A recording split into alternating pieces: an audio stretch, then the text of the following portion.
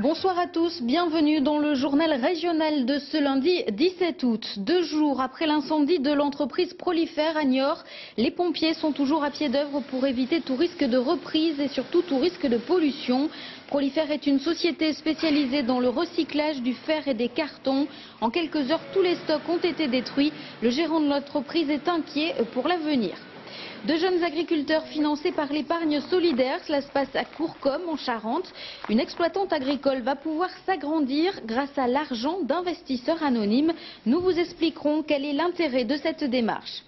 Et puis le Pesca Tourisme débarque sur les côtes charentaises. Des pêcheurs ou des ostréiculteurs emmènent des touristes sur leur bateau pendant leurs heures de travail. Un agrément est nécessaire, les vacanciers adorent, paraît-il. L'incendie samedi dernier à Niort de l'entreprise Prolifère mobilise donc encore aujourd'hui pompiers ainsi que les services de la ville et de l'État.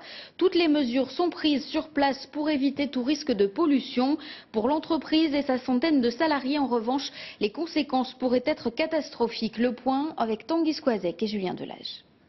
1500 mètres cubes de papier, cartons et plastiques compactés, ça ne brûle pas aussi vite que cela. Après 2 jours de feu, il en reste les 2/3 du volume. Malgré l'action des 250 pompiers qui se sont relayés depuis samedi, un tel brasier ne s'éteint pas comme un incendie classique. On est donc en train d'essayer de favoriser la combustion des déchets par un système de grue. Et les sapeurs-pompiers assurent la protection pour éviter malgré tout toute propagation au reste du stockage, il y a d'autres stockages limitrophes, et au refroidissement des engins de levage. Tout ça pour essayer de gagner du temps, pour limiter également le panache de fumée et surtout pour préserver l'environnement, pour éviter toute pollution terrestre. Pour contrer les risques sanitaires, les eaux d'extinction sont récupérées et seront traitées. Les fumées en revanche ne peuvent pas être contenues et même si elles ne présentent pas de toxicité particulière, elles peuvent provoquer des gènes respiratoires. Là maintenant l'incendie est pour une large part quand même maîtrisé, donc une émission de fumée nettement moindre. Et puis d'autre part, des conditions météorologiques qui font que le flux de fumée est relativement ascendant.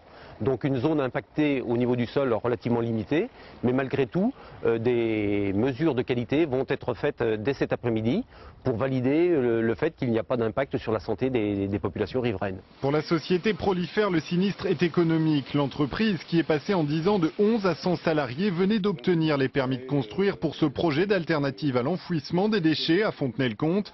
Après la crise des matières premières et les pertes de ces stocks qui ne seront pas remboursés par les assurances, le patron va devoir convaincre ses banques de ne pas le lâcher. On est porteur de projet, le projet on sait comment le faire vivre. On a l'énergie pour reprendre. On a des collaborateurs, les salariés de l'entreprise sont tous soudés. Et il faudra renforcer les fonds propres de toute façon de l'entreprise. Aujourd'hui, je ne peux pas vous chiffrer exactement ce qu'on a perdu, mais ce qu'on a perdu, on en avait largement besoin. Selon les pompiers, le feu devrait couver encore environ 1 semaine. Pour Prolifère, l'incendie n'est pas près d'être éteint. Et si vous habitez dans le secteur de l'incendie et que vous souhaitez avoir des informations complémentaires, sachez que la mairie de Niort a mis en place un numéro vert, le 0800 88 13 29.